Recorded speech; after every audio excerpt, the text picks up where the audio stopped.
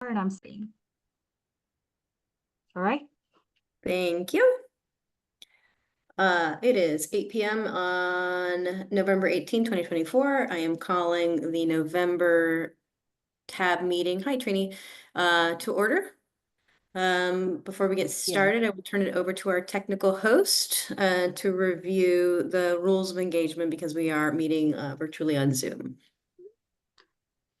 I will begin by sharing my screen. All right. Thank you for joining the Transportation Advisory Board meeting to strike a balance between meaningful, transparent engagement and online security. The following rules will be applied. This meeting has been called to conduct the business of the City of Boulder.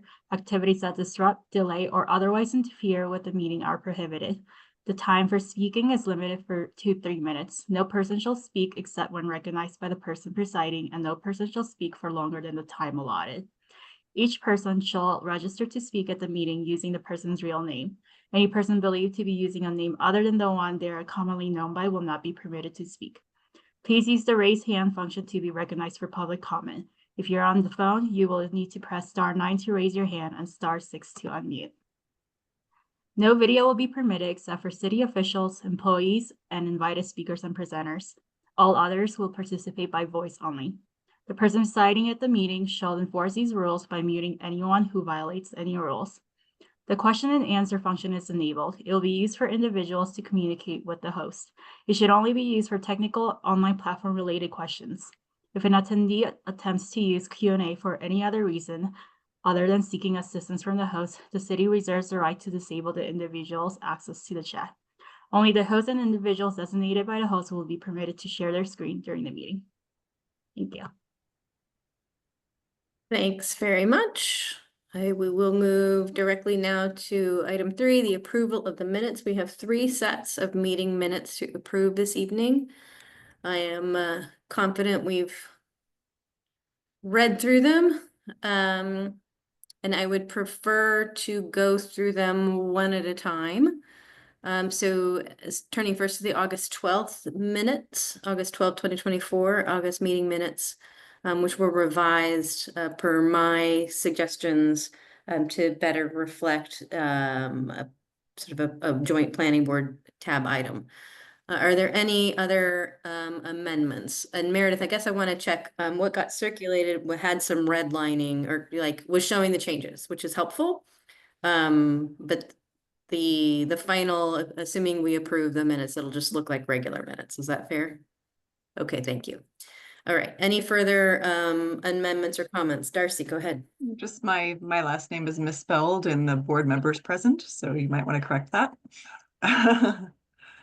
Thank you. Rini? No, okay.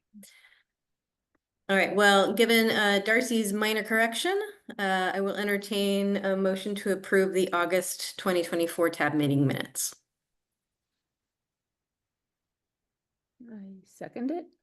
You moved. I'll second. Trini moves, I'll second. Trini moves, Darcy seconds. How many years will it take? All in favor. Show of hands or verbal. Okay, thank you. Those are approved.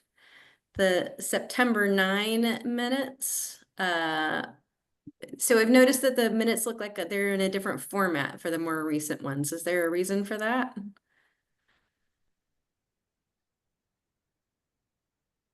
Yes, that is in an accessible style format for readers.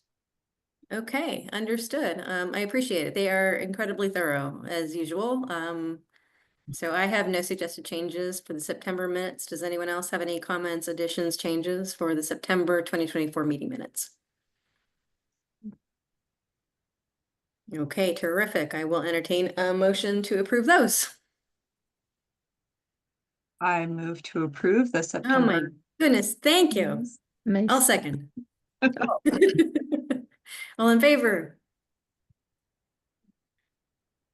Great, thank you. That's unanimously approved. The October 9, 2024 meeting minutes. Does anyone have any corrections or adjustments on those? October 14th.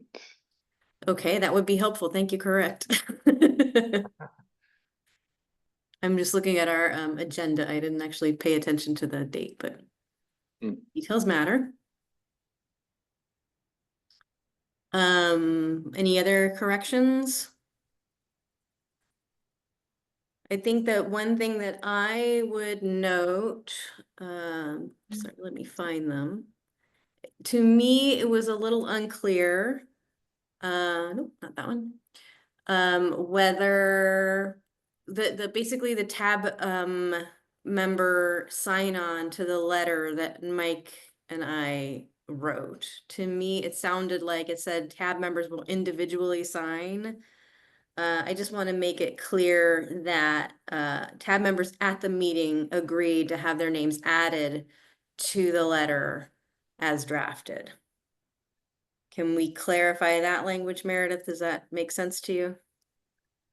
Yes. Okay. Thumbs up. All right. So that would be my amendment. I don't feel the need to prescribe particular language. I just would like to make sure that we clarify that tab members signed on to that letter at the meeting rather than they would individually sign later. And I did submit the letter via the online portal.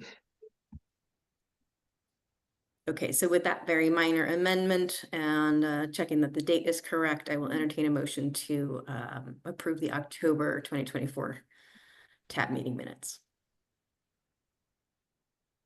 I move to Ooh, approve. there's Mike, yay. I I can second. second. Oh, Oh. Trini gets it. Trini gets it. Trini gets it. All in favor? Aye. Terrific. Those are approved as well. Thank you again, Meredith. Great work. Okay, we will move now to public comment. I see a few people have joined the meeting since I last looked. This is your chance if you're a member of the public and you would like to address tab on any matter to raise your virtual hand. And I will turn it back over to Veronica. Jen Oaks, I'm gonna ask you to confirm you can speak. Hi, I know it might not be relevant, but I saw you were talking about pedestrian crossings tonight. And I just wanted to raise two comments. One was from the low vision community. They had concerns because a crosswalk on Broadway, I can't remember what cross street. I know that doesn't help, but it's more diagonal than straight, and that's hard for them to navigate because they're used to just go straight across. But obviously, we can't do anything about that now, but just keep that in mind. And then the other comment is, I love the freestanding crosswalk buttons because you don't have to go all the way toward traffic, which can be scary sometimes, especially in a mobility device. So I just want to say kudos to that.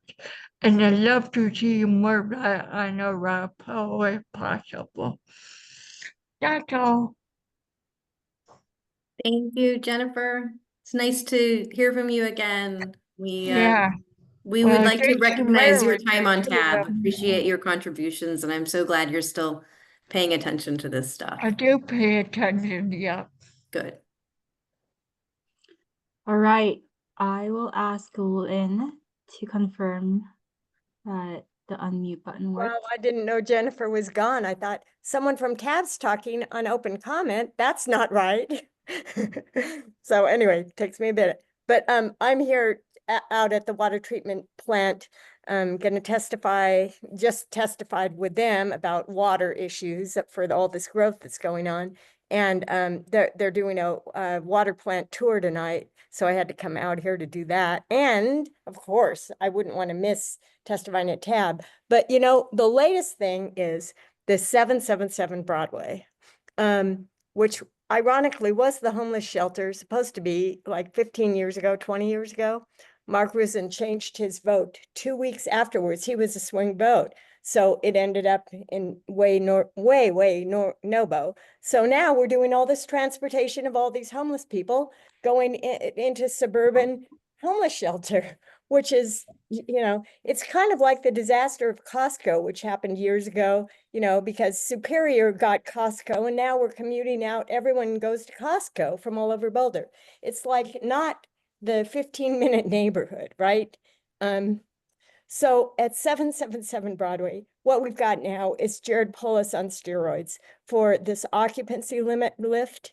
And what's interesting at 777, which just got approval for demolition from a Lebanese guy that owns it, and that's the only reason I'm glad it got demolished, is that he'll get piles of money. These demolitions are, you know, big money operations. Instead of 40 units there, they'll have 222. So and I'm on the Lebanese side of things and Palestinian side. So I totally appreciate the fact that he's getting something out of this, because otherwise I really don't approve of demolitions like this, certainly. But it's a beautiful Hobie Wagner. There's a pyramid at the top with these clear story windows. It's just incredible. It's really sad that it's going down, but I'm glad for him. But in any case, 222 by the bedroom, their parking reduction is 57%. And they have, get this, they have 2, 3, and 5 bedroom units. I don't know the distribution of each of them, but I bet a lot of them are 5, because, you know, as a developer, you can cram 5 people into one, you know, less bathrooms, 1 kitchen, 1 laundry facility. You know, you make a lot more out of it. And you can do it because Jared's pushing it, right? And it's a good idea in a way, but Marpa House was a much better idea, I think, for a true communal living situation. These are just panaceas for developers, and then they get these parking reductions too. What? You know, all these people populating, you know, you can't go to the farmer's market and catch your breath. Thanks, Lynn. All right, let me see. Let me restart the clock. Kurt, could you confirm you're able to unmute yourself? I could unmute. Can you hear me? Yes, Yep. perfect. Great. Thank you very much. Kurt Nordbeck speaking tonight on behalf of Community Cycles. Alexi Davies, who is our ordinary spokesperson, is unavailable. So I'm trying to step in. And I will also say that it was great to hear Jen and really appreciate her service on the board, and am glad that she is continuing to give input. At least we really appreciate that. I just had a few comments on the pedestrian crossing treatment guidelines. You should have received an email from us about that. And we just have a few points. First of all, we do appreciate very much that the city is working on this, and we appreciate that significant improvements were made based on our earlier comments. So we're really grateful for that. There are a few things that we still have yet to, that we feel that where there are improvements that can be made. There's still a number of places where it talks about the trade-off between safety and delay or mobility. And yes, there is a certain trade-off to be made there, but the emphasis should be on safety. That's consistent with Vision Zero. It's consistent with the Transportation Master Plan and the Boulder Valley Comp Plan and so on. So we think that that needs to be clarified. We would also like to see greater emphasis on raised crossings, which are a highly effective treatment, and a standard practice, for instance, in the Netherlands on the crossings of what their equivalent of multi-use paths, for example. We feel that they should be a standard treatment. And multi-use paths near schools, maybe near rec centers and parks, other places in particular where there's a significant number of young people crossing. And last, we're concerned about the complexity and sort of bespoke nature of the process that's being outlined. And we're concerned at the amount of staff time and effort that will take. We know staff is very busy and has lots of other things that they could be working on. And so we would like to see that ideally simplified, streamlined, and made more efficient for everyone. So those are our comments. Thank you very much, and we look forward to hearing your discussion. Thank you, Kurt. And then it looks like Lisa, you have your hand up. Could you confirm you're able to speak? Yes, correct. Yeah, Liana, mommy's gonna talk. Can we be quiet, please? Sorry, Liana's asking about Kurt. Yeah, thank you for your time. So I was part of the working group on the pedestrian crossing treatment guidelines. And I really appreciate that the city is taking this on, because I know that it's something that is really impactful in terms of the pedestrian experience. And I'm cutting the bag. sorry, I'm just gonna walk away for a second. And I do think that the draft that's out there so far is a really great improvement on the 2011 guidelines, but I do have some outstanding concerns. And I had sent an email, so I'm not gonna repeat everything that I had said. But I did also work with Community Cycles on the initial draft of feedback that was sent in. So I would echo a lot of what Kurt had just said. But then the two other big things, in addition to raised crossings, are how the city decides whether to put a crosswalk on just one side of the street versus both sides of the street, because there are some instances where it's just on one side of the street and it can result in needing to cross multiple extra times, like the example that I had put in the email. And then the other big thing that I know isn't technically part of this update, but is part of the signal timing update, is that this has some changes to use red indication like hawk signals and pedestrian signals, which I think is really great, but I think it could also result in people crossing unsafely if they need to wait a really long time to cross the street. So for instance, on Arapahoe, before the city put in a crosswalk at, I think, 22nd and Arapahoe, there is still a pedestrian light, but people didn't really use it. They kind of just crossed when there was a break in traffic and ran across.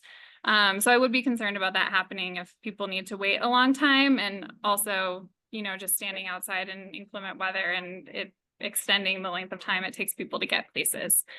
So those were the two biggest things, I think, in addition to what Kurt had mentioned. And I think the one other thing I wanted to raise is, I know this is just a tool and the city has other tools they can use, which are maybe outside of the scope of this document. But for instance, this doc addresses like how to get across a 5-lane roadway at 35 miles per hour. When, maybe we should be thinking about whether we should have a 5-lane road running through the densest part of the housing in the city. And so thank you for your time.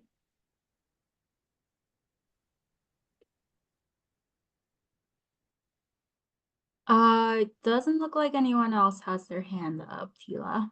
Right. All right. Public comment going once, going twice. Thank you, as always, to the members of the public who bother to join us and pay attention to how the sausage is made. We listen to you and we appreciate your input. Well, we will now close public comment and move to item 5 on the agenda, the staff briefing and tab feedback on PICTIG, the pedestrian crossing treatment implementation guidelines. Thanks, Tila. Valerie Watson, Interim Director, Transportation and Mobility.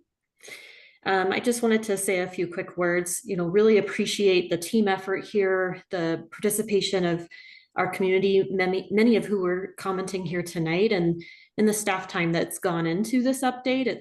It's really a key piece of our Vision Zero action plan. It addresses 2 of the top 7 most common crash types across the city, and that's why it was one of the priority initial actions from the Vision Zero action plan.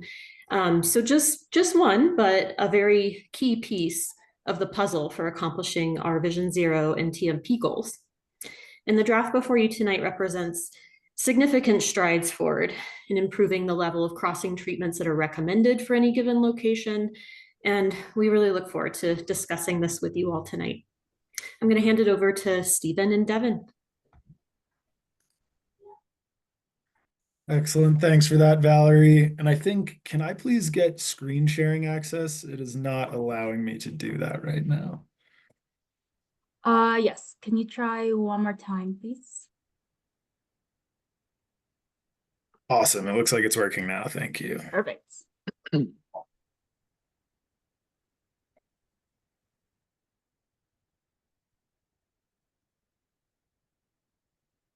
So hopefully folks are now seeing the presentation. Great. Yes. Awesome. So I think with that, again, thanks for the intro, Valerie. My name's Stephen Rijo, and I'm the city's transportation planning manager, joined by Devin Jocelyn, the city's principal traffic engineer, and we're here to chat through the pedestrian crossing treatment guidelines. So with that, the flow tonight will be some background on the project, the feedback we received from the working group, highlights of the update, some examples of the crossing treatment selection matrix and how the updated matrix will be applied, and then we'll end with some next steps before getting into Q&A. And just wanted to say that the goal tonight is to share this near final draft guidelines before we go back to finalize some items, and really want to discuss how they will impact the way the city handles pedestrian crossing treatments going forward. So with that, first guidelines were published in '96 and last updated in 2011. So I've been working at this for a while to have a consistent standard way to evaluate crossings, each iteration building off the last to improve the outcomes in pursuit of a consistent system that advances our Vision Zero action plan and transportation mobility or transportation master plan goals, which will be VZAP and TMP here going forward. So with that, these guidelines are really a key piece of the puzzle, as Vision Zero action plan identified the need to update them as a specific action, and one that we prioritize jumping into sooner than later. 2 of the top 7 crash types that account for 62% of serious and fatal crashes are involved in crossings. So addressing crossings can really advance those Vision Zero action plan goals. And so again, it's really baked into all the elements here. And then also wanted to say how this offers a chance to update with some of the national standards that MUTCT, or the Manual on Uniform Traffic Control Devices, had a meaningful update recently. And so it really informs a lot of these treatment types and thresholds. We don't want to be putting out one-of-a-kind new treatments here, but instead want our RRFBs and our Hawk signals to look similar to those around the state and country. So there's that advantage of the standards having some adherence to provide that consistent user experience for folks who are moving throughout the system, which we think is especially important in our community that often has folks visiting from all over. So, Stephen, what's the ProWag on that slide? Yeah, so that has to deal with a lot of sort of the right of way and how you make, curb ramps really accessible.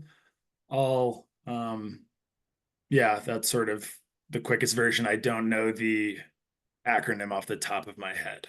Okay, thank you. Yeah, I can get that one for you as we jump into Q&A. So moving along there, we, heard really mixed feedback on how to best, structure our approach here. And so combined what this board asked us to do, which was move quickly, have a really streamlined approach, while also, listening to the interest to engage the community and receive that feedback. And so we felt that the community working group was a really great way to move quickly while also understanding the community needs and their lived experiences and how, these guidelines can improve things. And so you can see listed there sort of the groups that comprised this community working group and who we met with during this process. So with that, wanted to share a few of the high-level themes that we heard from the community working group that then, we'll speak to more in the remainder of this presentation. And so spent a lot of time chatting about alignment with, the city's guiding documents, as I've mentioned, Vision Zero Action Plan, the Transportation Master Plan, conversations about the use of posted speed versus operating speed, the crossing spacing and proximity, also the crossing treatment enhancements. So things like raised crossings, refuge islands, curb extensions, heard a few public comments about that tonight. There were conversations about desire lines and pedestrian volumes. So, how to handle the locations of crossings and their warrants, in addition to signal coordination, which again, there was a public comment on. So sort of that interplay with other traffic control devices, accessibility and visibility enhancements. And then lastly, a lot of interest in the treatment and prioritization criteria, which we'll say falls a little beyond the scope of this effort, which Devin will speak about later, how the prioritization will be in an action plan that follows. And really the focus of these guidelines is how do we evaluate any one crossing that hits the team's desk. So with that, I'd like to hand it off to the city principal traffic engineer, Devin Jocelyn, to take us through the remaining slides. Yeah, thank you, Stephen. Again, good evening, TAB. My name is Devin Jocelyn. I'm the city's principal traffic engineer. I'll be walking through some of the highlights of the update, examples of how the new guidelines are expected to inform crossing treatment enhancements, and next steps for the project. There are two key items that have been updated in the 2024 guidelines, which include the pedestrian crossing treatment flow chart and the pedestrian crossing treatment selection matrix. These two items are the foundational pieces of how a crossing location is evaluated and what treatment type and other elements are ultimately recommended and installed. There are some new key items that have been included in the flow chart. These include key destinations that can be exempted from meeting minimum pedestrian crossing volume thresholds. And these key destinations include where the crossing connects both ends of a multi-use path, is a crosstown bikeway or green street that crosses a multi-lane collector or arterial, or is contiguous with a transit stop or public school. Another item added to the flow chart is the review of crash history to determine whether a location that does not meet the required pedestrian volume demand or qualify for an exemption as a key destination can have a crossing treatment installed based on a history of 3 or more crashes in a 5-year period that would be correctable through the installation of a pedestrian crossing treatment. In addition, the revised crossing treatment selection matrix now generally recommends an RRFB or a red indication under a much broader range of site conditions, particularly across the majority of site conditions that have the potential for a multiple threat crash to occur. Next slide. This slide shows a side-by-side comparison of the treatment selection matrix from 2011 as compared to the one currently contained in the 2024 draft guidelines. Note that there are now many more cases where RRFB or red indications are recommended based on site conditions. As you can see in the 2011 guidelines, red indications were only recommended where speeds were 45 miles an hour or greater, or the street being crossed had 6 or more lanes.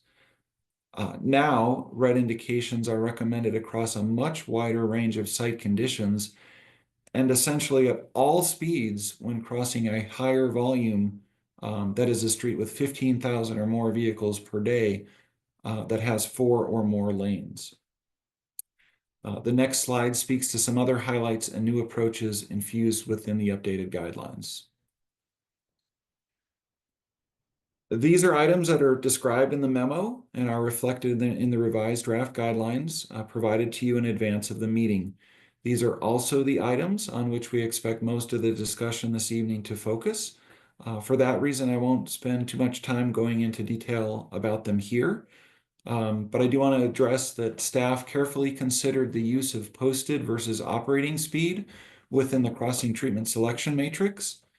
As noted in the memo, the use of posted speed aligns with the city's long-term goal of consistently setting speed limits using a context-sensitive methodology, working to transform corridors to achieve slower speeds, and expanding automated enforcement to facilitate slower speeds and better compliance with posted speed limits. Again, regardless of posted or operating speed, the updated crossing treatment selection matrix now recommends a higher level of crossing treatment across many more cases, and again, particularly those that involve a multiple threat. Signal coordination is one more topic area that will come into play more frequently due to red indications being recommended under a broader range of site conditions. And as was mentioned, the upcoming update to the signal timing practices will dive into this topic in much more detail. I do want you to consider for a moment, though, the Broadway corridor that's adjacent to CU. This is one example where, based on considerations of all users, including those taking transit, signal coordination is essential to keeping all modes moving in an organized and efficient manner. Next slide. So these next few slides walk you through some examples where it illustrates how staff has been successful pursuing and earning grant money to make important crossing enhancements at spot locations. These are the types of outcomes that you can expect to see from the follow-on strategic implementation plan that we will begin working on next year. That plan will complete a more holistic system-wide review of crossing locations with the objective of developing a comprehensive, prioritized list of recommended enhancements. The plan will help staff know where to pursue grant funding and how best to spend our limited local dollars to maximize crash reduction. The plan that will assure that as enhancements to crossings are made over time based on the updated guidelines, the city will remain well positioned to continue to pursue grant funding from a variety of sources to expedite implementation. This particular example illustrates how the city has obtained SS4A funds to enhance the crossing of Broadway at Norwood Avenue from an RRFB to a red indication, which aligns with the treatment type the new guidelines would recommend. Next slide. Baseline Road and Canyon Creek Road is another example of a location where the city successfully pursued and was awarded HSIP funding to enhance the crossing from an RRFB to a red indication in response to a reported crash pattern. In this particular case, a full pedestrian signal is planned to be installed. The design is underway with construction anticipated to occur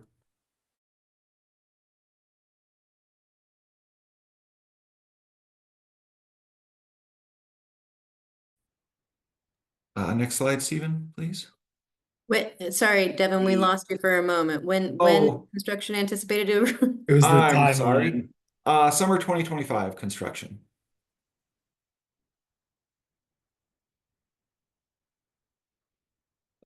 This example shows that even though Pearl Street has a slower posted speed limit of 30 miles per hour compared to the currently posted 35-mile-per-hour limit that's on Broadway and Baseline Road, for the prior two examples, it shows that the new guidelines would recommend a red indication because of the number of lanes crossed and the traffic volume along Pearl Street.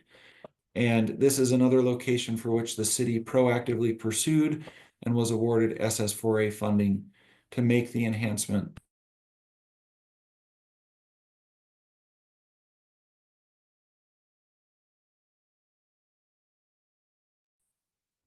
Sorry if I cut out again. My internet has been so glitchy at home. I apologize. We lost you at make the enhancement. Okay. The enhancement aligns with the new guidelines. That's the other key point to illustrate here. And I just want to say my slides are not advancing. Is that just me? I'm like stuck at, oh, okay, never mind. Okay. Confused. Never mind. Okay, and then next one, Stephen. Thank you. So the crossing of Arapahoe Avenue at 13th Street was one we heard recent feedback about prior to this meeting, but it was an example that staff had top of mind as well. In this case, the new guidelines would recommend that the static signs be enhanced to an RRFB based on site conditions. This is true even when the posted speed limit, when and if, I mean, if, I'm sorry, it's really when. You'll recall that there are plans to lower the posted speed limit on this segment of Arapahoe to 25 miles per hour. That was a recommendation from the citywide speed limit setting project. But in this case, whether it's 25 or 30 posted, the recommendation would be to go to an RRFB. And this location is not yet prioritized for enhancement, but it is a location for which a prioritization ranking can be developed as part of that strategic implementation plan. Next slide. So thank you for the opportunity to present this work to you tonight. We welcome your additional feedback as we look to finalize the guidelines this year and initiate work on the strategic implementation plan. Thank you. Terrific. Thank you, Devin. I would like to open this up for questions by tab. I mean, it's big job. Well done. And I recognize not all of it is encapsulated right here because there is some of the work on signal timings. But do members of tab, Darcy, go ahead. You have your hand up. Yeah, I just wanted to ask, and this came up in some of the public comment that we received. There's a description of the warrants, but we don't see any place where there's an explicit warrant for a desire line or a place where people are naturally crossing. And so I'm just curious if that can be made more explicit. As I read through the document, I don't see desire lines or sort of, other than volumes, other than observing pedestrian volumes at certain places, I don't see that connection being made. And the public was so clear about the importance of creating crossings where people are naturally crossing. So can you speak to that, Devin? Yeah, I can kick us off. I would want to point out with respect to that, and I know Garrett's on the line as well, but I believe the example that we showed in one of the slides, the before and after of the location at Colorado and 33rd, my recollection of that location is that that was a location that had a known desire line. I mean, you could see the footpaths through that median. So that is a prime example where, given the crossing behavior and what we knew about that location, that has since been upgraded to the RRFB through the use of grant funding. Right. I'm just asking if it can be made more explicit in the guidelines so that people going forward can really look for those locations. I don't see that in the guidelines. I see more standard kind of warrants. Okay. Yeah, I mean, I think where my mind went to a little bit is the discussion around the spacing of crossings that's called out as well. And that would be a consideration if a desire line was the proximity of that desire line to another crossing location would be a consideration. But Stephen, if you've got anything that comes to mind relative to that. Yeah, no, I think you covered it. The one thing that I'd add is it played into the addition of some key destinations as locations that can sort of skip the warrants, looking at places that are, generators of trips to and from. So that was another way at trying to bake that into the decision flow. So I think what I'm hearing, to follow up on Darcy's question, is that desire lines by themselves don't get ranked, but they probably align with some of the other warrants that are showing up in the revised guidelines. Is that fair, Darcy? I think. I did notice that the warrants include like proximity, connecting a path, proximity to school. These are the kinds of places where we often see desire lines. So yes, and using that language in the guidelines could be helpful to make sure everybody understands what our staff are looking for. And yeah, no, maybe it's Like, it seems like something that a location where desire lines show up, yeah, where pedestrians are crossing at unexpected locations, is quite likely to already meet these It's true. criteria that you've Yeah, set. but And what but- Darcy's asking is, Yeah. can the desire lines themselves be, I don't know, something that Warrant. advances work, Yeah. you know, that moves something up the ladder in terms of prioritization? Or is that And not, is a choice that staff is not making with these guidelines? And I bring that up just because we're hearing it a lot from Mhm. the public, and people want to know that that's being considered. So Yeah, I'm trying to process the additional information there. I appreciate it. I think the other thing that came to mind with that is certainly if there was an example of a desire line that was known to the community, but maybe not to staff. I mean, this is an instance where, again, there's a balance between how proactive can the guidelines be versus reactive to a request from the community. And I think in this case, if a request was made to evaluate a crossing at a location that had a desire line, you know, consideration of that activity could be given to that location in the evaluation. But that's not in the current iteration. Yeah, well, I guess explicitly as it stands now, the request would put it in the queue to be evaluated, and it would have to be, is that desire line serving one of those key destinations? Has there been a crash history or something else that would exempt it from the volume threshold? And if not, you would want to see the volume threshold be met. Okay, I'm just gonna devil's advocate here. Sorry, Darcy, if you want to do this, go ahead. I would myself interpret the fact that there are sufficient volumes of people to form a natural footpath in an unexpected crossing location as an expression of community desire and request for accommodation. And to seek a formal request through official channels is actually exacerbating a known problem with less affluent, less I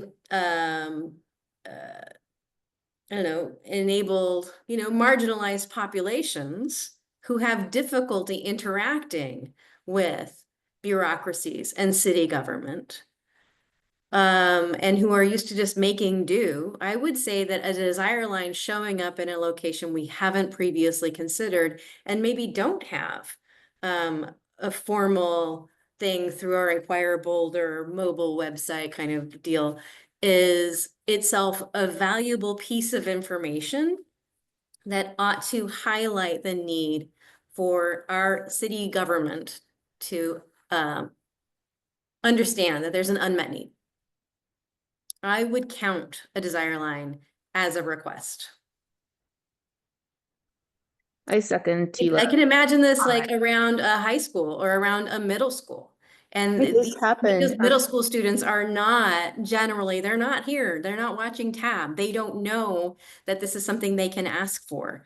I think that the points raised by Darcy and, you know, well, echoed by Darcy, but raised by other members of the community about the message that desire lines are sending is actually worth something. And I think it is worth addressing in these guidelines.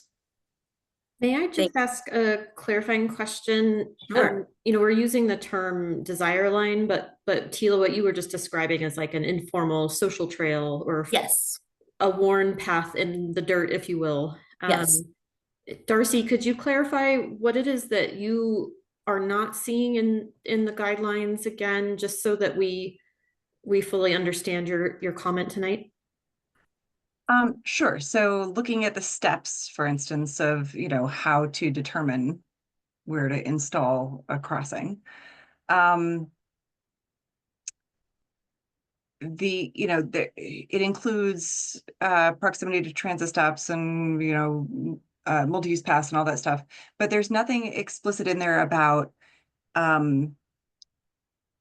noticing a natural crossing that already exists. This should be, I think, step one, right? Where there's an existing natural crossing, like the image you showed, Devin, across Colorado, right? That was a very clear warrant for having a crossing in that place, right? And you acted on that and created a crossing there. But I'm just asking if it can be more explicit in the guidelines so that staff can be looking for these things as indicators as part of the process of determining where to put a crossing in, because it's not explicit. There's identification of pedestrian crossing locations, blah, blah, blah, cross streets. It's not explicit. And if we could Darcy, just are say, you talking about social trails or something different?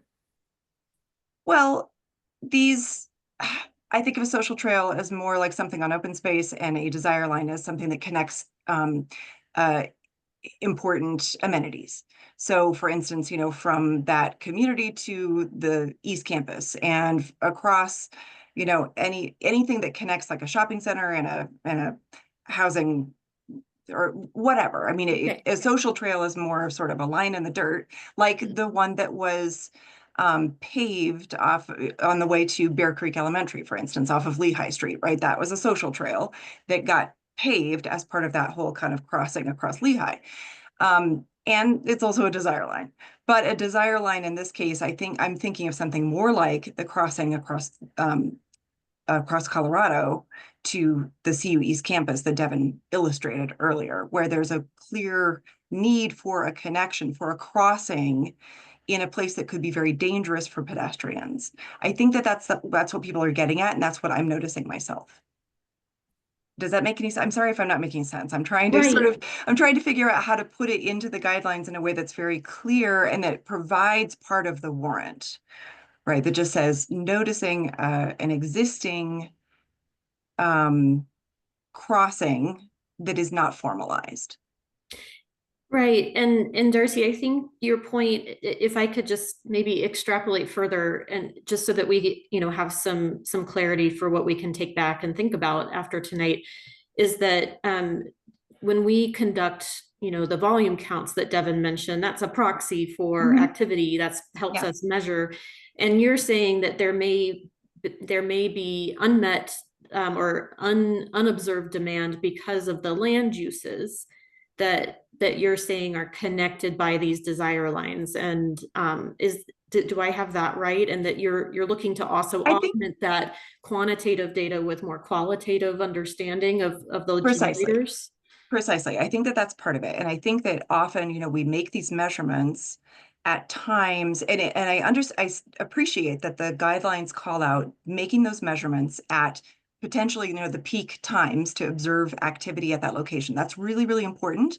And when we're talking about transit users, shift workers, people who are perhaps, creating these places, making these crossings at a time that may not be observed, it just would help to have an extra layer put in to say, make sure that, this is a consideration where there are informal crossings already created.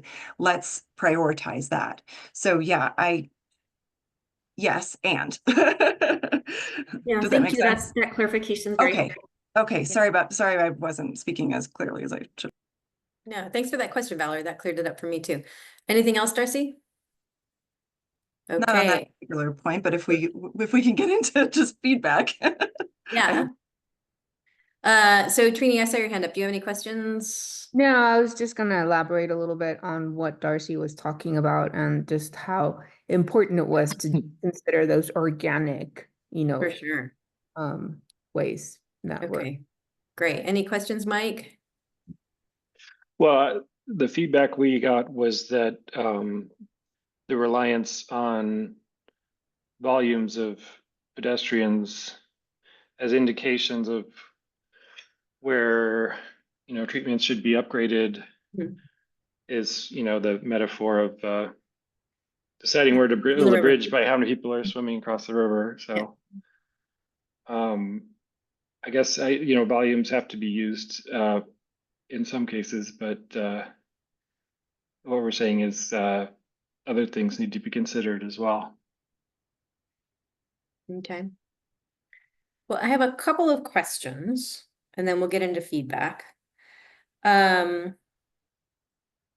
noticed reference to sort of consideration of volumes of traffic. I really appreciated the definition of like multiple threat. I think that was an excellent thing to keep in mind. Mindful that the average size of the US fleet has expanded like both literal dimensions and weight, somewhere around 11% over the last 10 years. Are the size of vehicles expected on a route accounted for anywhere? I know that under our current TMP, we don't have things like, truck routes or places where we generally see heavier vehicles. We, of course, know where buses are going, but delivery trucks are becoming fairly ubiquitous. Is there anywhere to account for the size of vehicles in terms of whether an extra protection might be warranted? Not currently.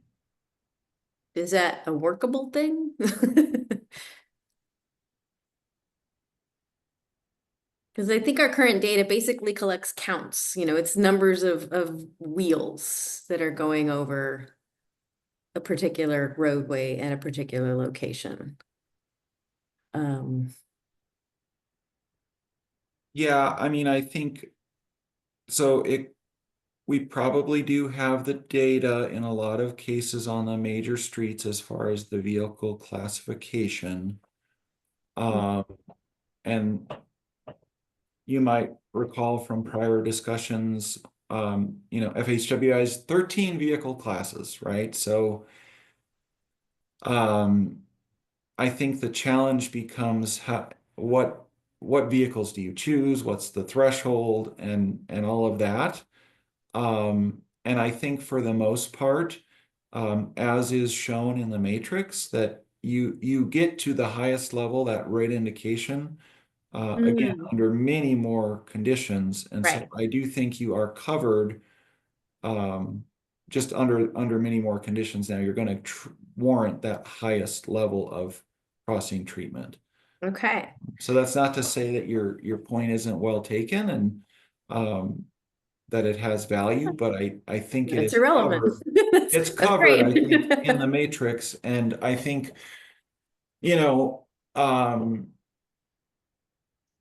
to say that you'd want those types of vehicles to come to a complete stop at the crossing does make some sense. Yeah. And that's what they would be required to do under that red indication in the matrix. Okay. I can't quote chapter and verse, but I also noted that there was some indication, and I'm assuming my mind went to Linden, to that downhill Linden, and around Kalmia, or maybe a little bit north of there, where, I'm sorry, Broadway at Linden, where there's a signal, and during certain inclement weather events, the decision is made to no longer make vehicles stop at that light, because the vehicles, some buses at some point in time had difficulty stopping downhill in like snowy or slushy weather. And there was some reference in the memo about choosing alternate crossing locations for pedestrians. which is akin to one of the critiques that was in Lisa Snow's email about making pedestrians do excessively complicated route finding because of difficulties for vehicles to be able to stop in time. Will this PICTIG fix the problem at Broadway and Linden, or will it still allow that signal get turned off and expect people who are trying to access basically the bus stops on Broadway to still go out of their way? The PICTIG, that is a signal timing practices Okay. decision. Is it? Okay. Okay. And then my last question before we get into feedback. I understand, and I have not studied, but that basically signal warrants, are there sufficient crossing treatments, vehicle patterns, vehicle volumes were part of whether you decided, let's say 20 years ago, 30 years ago, to put a signal at a particular location as opposed to a stop sign. And I'm assuming, this is the part I haven't studied, that this was warranted under former versions of the MUTCD. Is that a fair assumption? That the signals we have within the city were warranted under prior. Yes. Yes. And is it fair to assume that some of our current signals probably would not meet current MUTCD warrants? I think that is a correct assumption. I think so too. So in thinking about pedestrian crossing treatments now, when we are dealing with existing signals, some of those signals are operating in a way that we would not expect under the current MUTCD. And I'm just kind of curious how our thinking about future changes in crossing is reflecting whether or not a signal is even warranted there at all. So I know certain locations in the city late at night go to a flashing yellow and a flashing red at certain times of the day. And that seems appropriate because just the traffic volumes and things are not warranting. But my understanding is that those are kind of pretty rare. And so I'm curious whether this PICTIG could direct that more signals are going to sort of that off-peak kind of operation during more hours of the day. I'm gathering from your facial expression that's not something considered. Well, I guess when you say off-peak operation, you're suggesting the flashing operation or an uncoordinated, like, yeah, it's a yes. Either of those. Okay. I do think that's worth thinking about. Valerie, go ahead. I feel like this cross-examination is only halfway through, and I'm not quite sure where you're going with this, Tila. Nope, this is it. That was it. Okay. Yeah, I just wasn't quite sure what the intent of those questions was relating to the PICTIG guidelines. Is there? What would be the? Oh, go ahead. So a lot of, I love the 4 new categories of, when we should stop, or what flavors of things we have. I think that it assumes that all of the signaled traffic signals would continue to operate pretty much throughout the day the way that they do. Even though, given what we expect under today's MUTCD, there probably wouldn't be a signal there at all. So could we make some of those sort of obsolete, for lack of a better phrase, obsolete intersections and obsolete signals operate differently to more reflect what we want to have happen under our four categories of traffic coordination under the PICTIC. Does that make sense?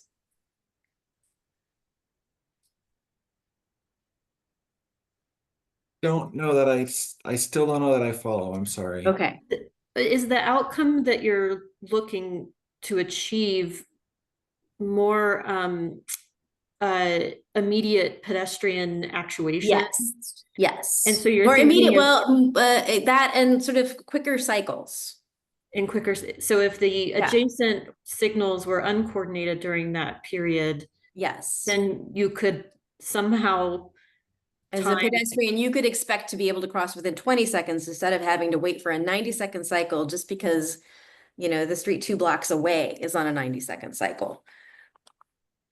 Right. It's an interesting idea. I don't know that that's, you know, that there's precedent for that, especially, you know, during daytime or, you know, typically we have flashing operation, and Devin, correct me if I'm wrong, and in very specific conditions, very specific times of day. But it's something we can think about, certainly. I would say that is not a common practice. Mm-hmm. No doubt. I mean, so I do think it does probably fall more into the nuance of the signal timing practices, but I can see the relation to the guidelines and pedestrian, you know, serving pedestrians. I do think there is a lot more nuance to it, and there are a lot of other considerations for how we display the walk indication. For example, a lot of times our default is to have the main street will rest in walk, meaning that it gives a longer window for people crossing, you know, in that direction of travel with the main street, a much longer opportunity to begin their crossing before they are given the upraised hand and told not to cross the street.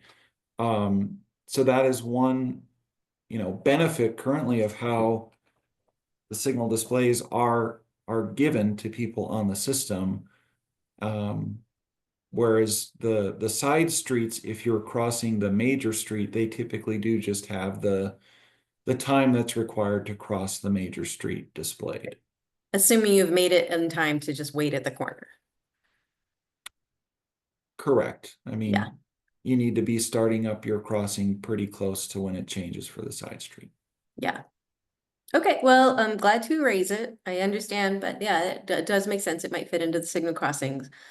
But you know, one of my larger critiques of our transportation system in general is the emphasis on maintaining what we've already built without rethinking why we've built it. And I think that these signals, some of them to me in town are kind of a little head scratching, like why is there a signal at 13th and Pine? That would function just fine with a stop sign. And so, you know, there may have been historic trends, but probably part of it is an outdated MUTCD warrant, is my guess. So just curious, and I would like you to think about that as you're working on the signal stuff. Okay.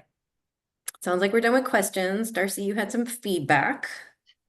I'm gonna let you go. Sure, thanks. I have a lot of thoughts, but I'll keep it brief. Yes. So thank you for putting this together, for making this update. It's really thorough.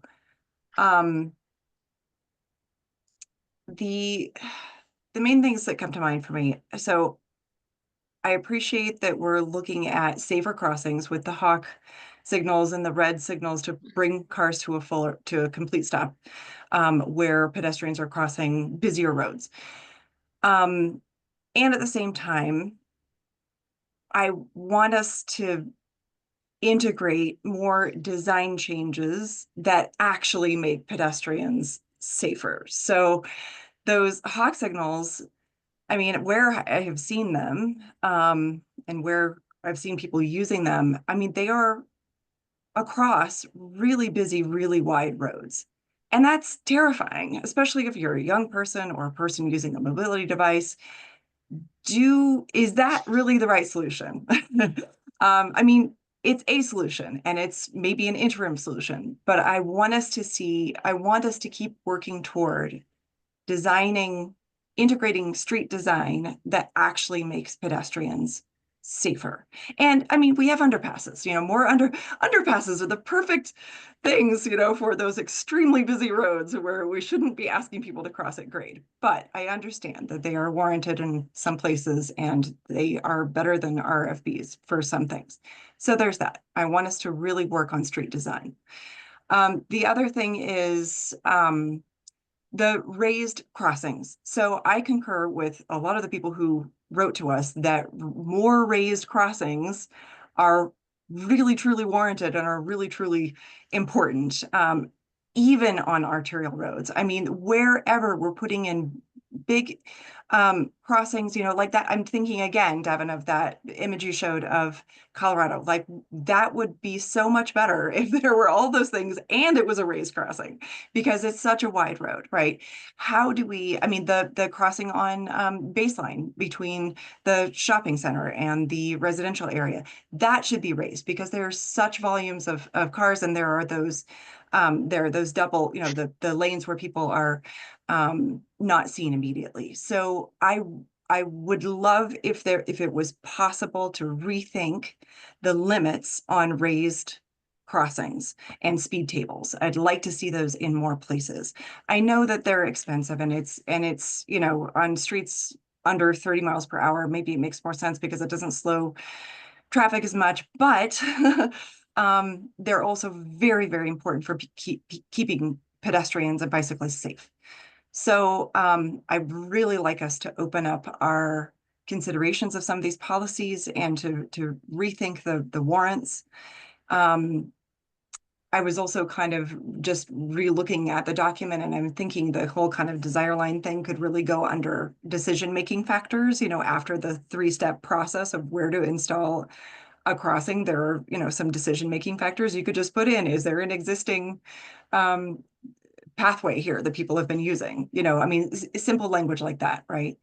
So anyway, that's the bulk of my considerations. I think we got some really important and powerful feedback from the community. I'd like to see that really truly considered, but really the raised crossings and the redesigning streets to actually make people safer, and not just post lower speeds, but actually to create those speeds with street design is so important, and Boulder can really be an exemplar in that regard. So thank you. Thank you, Darcy. Other feedback? Mike or Trini? Mike, Yeah, I can go ahead.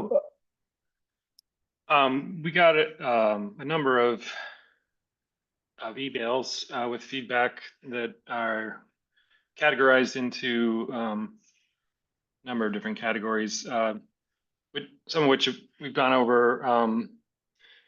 First of all, using the actual vehicle speeds versus the posted speed. I know you mentioned you considered that greatly, but the emails we got really pointed out some of the drawbacks of relying on posted speeds when actual speeds may exceed that. And so obviously that requires, using actual speeds requires some sort of detection of what speeds people are driving. So I don't know if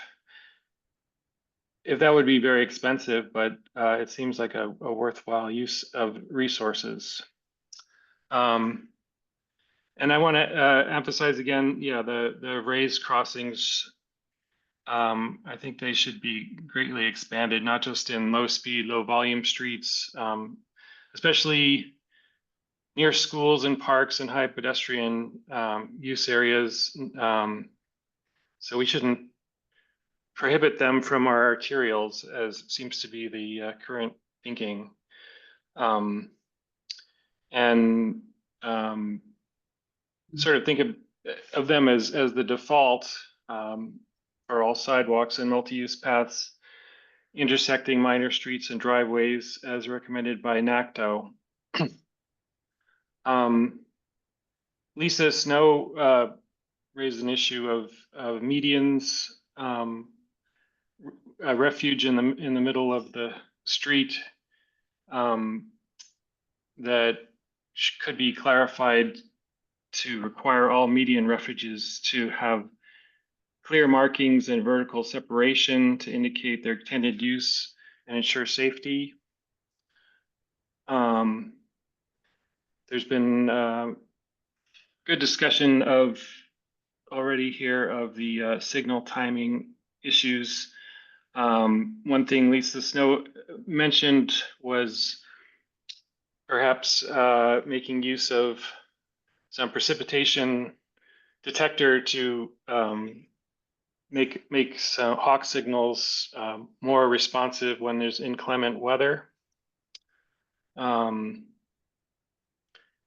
And also,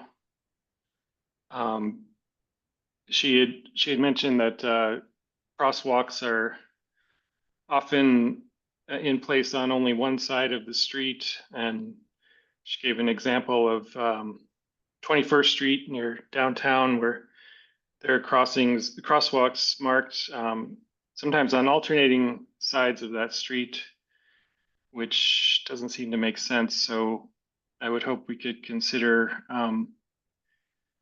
in situations like that, putting crosswalks on both sides of the street. And in general, the document talks about balancing pedestrian safety with vehicle flow, and I'm not sure that's consistent with Vision Zero. I think pedestrian safety should be paramount in general. So I think that about covers most of the feedback we got.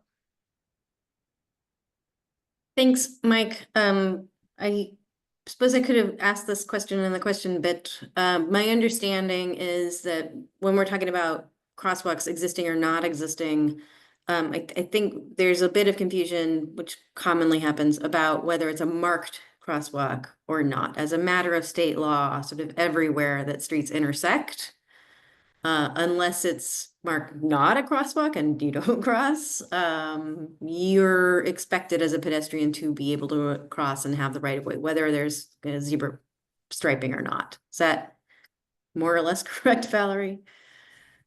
And I'll look to Devin if I misspeak here, but I believe you're referring to that, a pedestrian or bicyclist crossing at an unmarked intersection crossing, vehicle drivers are asked, right, or required to yield to them when they are crossing. It's still in a crosswalk, even if there's not a marked crosswalk.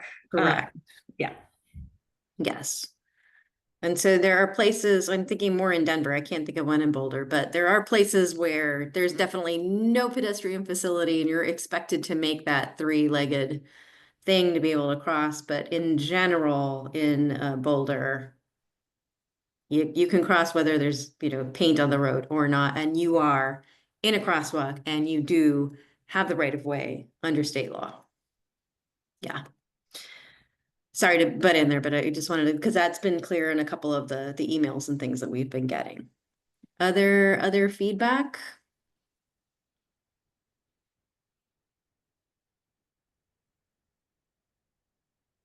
Okay, I have a little bit, but not very much. I am really, really pleased to see that the matrix, and I thought that was a really great visual representation of how the decision-making will change before and after. I find a lot of the concerns are, probably answerable because, like, a similar answer to my question, like, what about size of vehicle? And you're like, don't worry, we're already going to do something better, even if it's, a 6-ton truck. I think this is an exceptional improvement over our current default. I'm curious why some portion of this wouldn't be imported into our design and construction standards. Yeah, I think you're speaking to maybe some of the enhancements that could go along with a crossing. So I'll look to the team to give some examples, but I think, you know, something like a raised crossing or curb extensions do already have those types of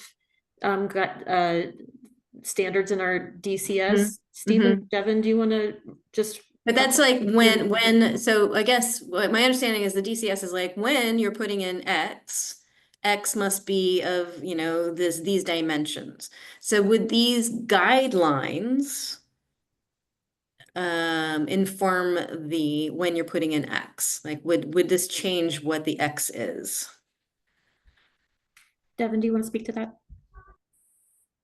Well, where my mind goes with it, and if this isn't the right place, certainly let me know. But I think of the hazard assessment section that we add, where if you know if a development comes in, has a traffic study, and they're along a high risk network or other, forget the other condition, but they do the hazard assessment for their site, and it is that hazard assessment that might tell you, well, consider, you know, curb extensions, raised crossing. I suppose if they were actually going to be adding demand across the street, they could be required to put in the appropriate crossing treatment recommended under these guidelines. And I think that can happen regardless of whether it's a hazard assessment or not that's being conducted as part of a site review. Okay, I'm thinking like, for instance, of Boulder Junction Phase 2, or whatever it's called, but you know, they will be building new roads, or the stuff in East, I'm forgetting the words. Around 47th Street, between Valmont and Pearl, they're building new roadways. And so are these guidelines going to be just suggestions, or can they be mandatory-ish as if they were in the design and construction standards?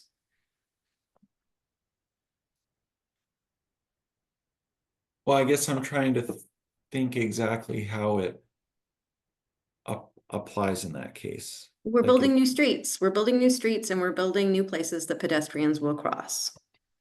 Does the existing DCS let us continue to do it a little bit wrong, or will this PICTIG basically say you're building a new crossing with X vehicle volumes, and therefore the crossing is going to look like the new PICTIG?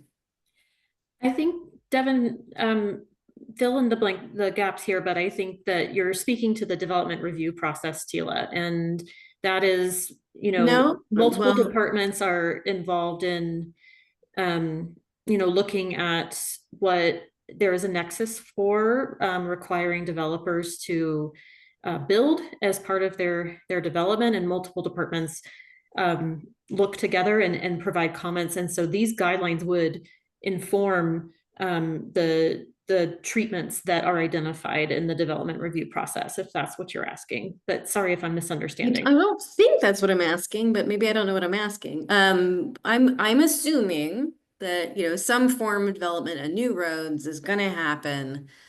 And so will there be raised crossings because it's a street with less than 30 miles an hour?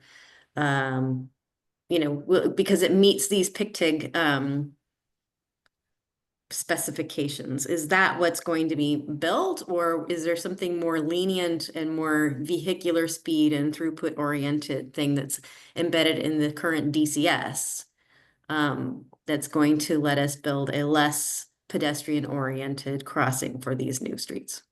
That's what I'm trying to ask. I see. Yeah, I mean, I think I'm not aware. How mandatory can we make this? Right. I think I'm not aware of anything in the DCS that would preclude the outcomes that are kind of recommended in the guidelines for any given location. So we can make sure to do a double check on that, but I don't think that is an issue, that direction, going DCS to guidelines. Okay. But I think it's a great question. And I do think, you know, it's something we can certainly explore is just as part of the development process as these kind of, these redevelopment area kind of scenarios that you're describing, where there's new roadways contemplated in the East Boulder subcommunity plan. You know, that plan does have general parameters for the layout of the new streets and things like that, the dimensioning that I think you're talking about, and you're asking, when it comes down to it, what is actually built in the fine grain sense. So, you know, I think that is that development review process that I mentioned, where if a developer is required to build it, then city staff are reviewing it and ensuring that our current guidelines and standards are being applied. If it's something that is a city initiated build, because Right. sometimes there are fees collected, and then the city does like city initiated capital projects as part of the build out of some of those areas. I'm thinking of like the Transit Village area plan as part of Boulder Junction, that there's some city initiated work in that and capital investments that were made. And again, city staff would be applying our current guidelines and standards. So I hope I'm answering your question. I think you are. Yes, thank Okay. you. All right. Okay. Darcy has her hand up now, though. Oh, I just wanted to weigh in a little bit, just because I think, you know, some of these new streets that we're seeing right around the Transit Village, the Boulder Junction area and other places, they're exemplary and they're better than the guidelines, right? In some cases, right? There are kind of really interesting and pedestrian friendly new environments. I think as we're building new, we're doing it right the first time. I think the PICTIG kind of speaks more to retrofitting streets that have been car centered and where we're trying to make it more comfortable for pedestrians, right? Valerie, I mean, I see you shaking your head, but yeah, it's like, I see the PICTIG as more of a retrofit guide, and the new stuff as being more exemplary and where we want to go in the future. That's what I'm seeing with the new streets around. Like, they're so much better than what we already have. So let's keep that up. Okay, I'm not seeing anything further. I just, my last parting thought here, is I was a little surprised to see the feedback this week from some very involved members of the community, Lisa Snow foremost among them. Darcy, you were also like a consultant during the pedestrian advisory group. I was a member of TAB at the time. I attended those meetings. It's hard to find people more involved and informed with the the breadth of the background on this. And to have someone like Lisa have so many unanswered questions was a concern to me. And I recognize I have criticized the city for being too, thorough, I suppose, in public outreach. But I am just a little confused that someone who's been following a similar Chuck Brock, Community Cycles in general, that they still have so many sort of basic like gaps in knowledge about what this is doing and where it's going, is telling me we're not actually doing a great job on this particular initiative about interacting with members of the public. There's a lot of and some output that happens, but it's not entirely clear where we're like ships in the night, and it's not entirely clear where we have as a city and as TAB integrated and either adopted or considered or amended or discarded some of the ideas that we're getting from these members of the public. And I think we owe them a little bit more accountability and a little bit more transparency about these. So that's my only critique on this process. As I said, I am really in general and the larger view, very appreciative we've gotten around to this. I do think it's going in a great direction. I do think Like that spreadsheet is an excellent, or the matrix is a great visual about how we are really doing better. And there's always work to do, I get it. If I might respond to that, Tila, Please. thank you for those thoughts. And I think you summed up the process really well, actually. We did have some timeline challenges with this effort. And, you know, there were some stretches where there were long periods where staff were working on things, and, you know, really appreciate the patience of everyone involved in this effort. You know, we're constantly weighing and balancing our different efforts that we work on as a department and as a city. And I can imagine that can sometimes be not a very intuitive process as a participant with us in the working group. I do want to acknowledge that our staff has reached out to members of this group to say that we'd be happy to follow up after this TAB meeting to help, you know, offer additional clarification around some of those lingering questions. If they weren't indeed answered tonight through the TAB meeting, and if someone wasn't able to attend or watch the video, we'd be happy to speak with them. And I think that's why we're bringing these in draft form tonight to you, because we want to demonstrate that we want to hear the feedback from you all tonight, and combine that feedback with the remaining you know, items that you're mentioning, Tila, from some of the participants in the working group. So I just wanted to mention that the door's still open for us to make you know, a finalization of this this guidance document. And again, just thank everyone for the time and the effort. I mean, you speak to the PAC and that kind of the thread drawn through the pedestrian advisory committee to now. That was forever ago. That was 6 years ago. It is pretty incredible. And that's why we're so happy to be here tonight with this work. And, you know, if I could just offer another kind of closing thought, I think it just really strikes me, a lot of the questions tonight, one thing I just want to mention and almost lift up and celebrate is that as we work on our core arterial network initiative, as we implement the unprecedented $23 million grant that we got for Safe Streets for All, we have big opportunities to work on transformative, holistic, corridor level interventions. And we have the ability through those types of projects to do capital intensive work. And so having these guidelines in place is really important for us to tackle a lot of the work where we're going to have projects on the boards in the coming years. And so that's why this work matters so much. And we're so appreciative of the participation of everyone that's put time into this. It's really helping set us up for some very transformative corridor level work that the city hasn't really had an opportunity to do for many years, especially at this accelerated pace. So I just wanted to lift that up because I think we're all really focused on making these the best they can be together. And the opportunity is here. So yeah, just excited about that. And thank you for allowing us to work with you on these. Oh, okay. Thank you. All right. I think that's gonna finish this up.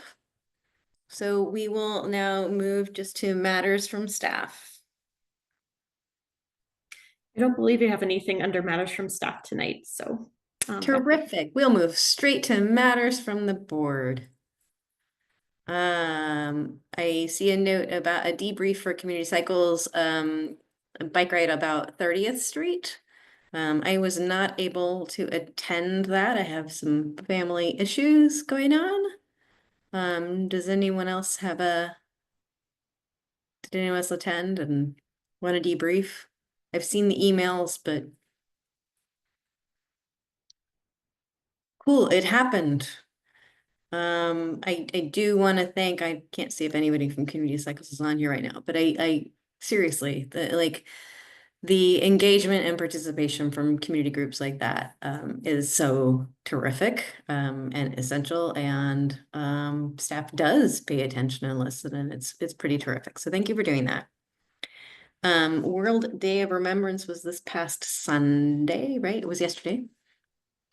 As I mentioned, I'm in Savannah, Georgia. Mike is in Korea. Was anyone in town from Tab? Any reports? I don't see Trini. I think she dropped off at some point. Oh, I was hoping to hear from Trini. I know. I couldn't attend on Saturday. It came the sort of the details of the organization came up after I had already organized another event. So I was sorry to miss it, but yeah. And the event in Denver looked amazing as well. So yeah. Did anybody? No. You guys are not Valerie was there. Valerie was there. Valerie was there. How was it, Valerie? I was there, and Stephen Riho was also there and was Thank you, really Stephen. integral to working with Trini to co-produce this event, also in partnership with Boulder County. We had an array of fantastic speakers. It was a moving day. I brought my children with me. It was a really yeah, just a great time for reflection. Stephen, is there anything you'd like to add on the proceedings, what we did that day on Saturday, and where we walked, where we ended up, and who was speaking? Yeah, happy to quickly speak to it. We'll channel Trini, but obviously can't even touch, I think, how she'd be able to speak to it. But the group, met at the county courthouse. I think there were just, kind of a gathering there, and then walked out along Pearl, took a left to walk southbound onto 9th, and then returned through the civic area on the Boulder Creek path. And so sort of ending at the band shell where there was a little bit of programming, had a few council members. The mayor was there to speak, in addition to some community members and other advocates. And so I think just some real powerful stories, right? It's a great reminder how so many folks, beyond the transportation world that we often spend our time in, have been touched by, serious injuries and fatalities on the roadway. And those aren't necessarily stories that folks lead with. And so I think it was helpful to hear that and realize how impactful this is in our community, and that real commitment through all the levels of the city, I think I was struck by. So just a good event, and appreciate being able to help. It could be me put it on. Thanks both for attending. I just wanted to say I was confusing those two events. I did have to miss the World Day of Remembrance, but I did attend the Community Cycles North Boulder. I thought so. And it was very, very informative and encouraging about what is to come. Right. All right. Now we're in open board comment. Does anybody have burning issues, venting, kvetching, praising? Can I just say one thing that refers Oh my back? God. I'm sorry. That refers back to the fig tank. I just wanted to say, that matrix, Yeah. it really, I love that it's going to be implemented more broadly. I live off of Lehigh in South Boulder, and the way that Lehigh was redone and the way that the crossings were put in there is just exemplary, and I think, and I was looking at the matrix and saying, oh yeah, it meets these conditions. It's like, that's so great. I'm so glad that it's there. And so thank you. And I just love all the new crossings on Lehigh, and I see kids using them to get to school every day. And I just think that that's really, it was really well done. And I want to see that everywhere with raised crossings.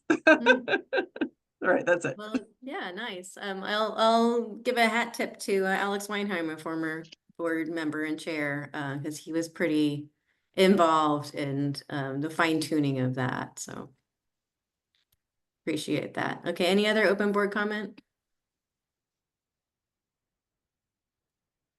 Me neither. Meredith, I saw today on my email that the December agenda setting meeting was canceled. Are we rescheduling it, or are we not having a December meeting, or? That is correct. The December tab meeting is canceled. We thought with your approval. I approve. Okay. And Trini is on, I don't know. Yes, I saw, yes. Yeah, I'm sorry, you guys, I had to leave. I'm going through this thing with my mom, but I'm so sorry. I just wanted to just thank everybody that was at the World Day of Remembrance event, and Stephen, I don't know if he's still here, for all the amazing work he did. I mean, we had a great day and a lot of people, a lot of great panelists on the stage, and it was a really great and very meaningful event. So thank you for everybody that worked so hard. Thank you, Valerie, for braving the cold. So just wanted to thank everybody that was involved. Great, thank you, Trini. Stephen did speak a little bit about the event and he channeled his inner Trini, but Sorry. all right. So I guess we will meet again in January. Of course, as always, tab members, you're welcome to send me any agenda items that you would like to see included. We will be circling wagons with city staff, but until then, I wish you a happy end of year, happy holidays, happy new year, and we will see you in January, assuming that I receive some kind of motion to adjourn. I move, we adjourn. Second. Okay. Very moving, Darcy. Thank you, Trini. And thank you all to staff. Happy end of year. I look forward to seeing you in the new year. Thanks, everyone. Thank you. Happy holidays. Good night. Good night. Thanks. Good night.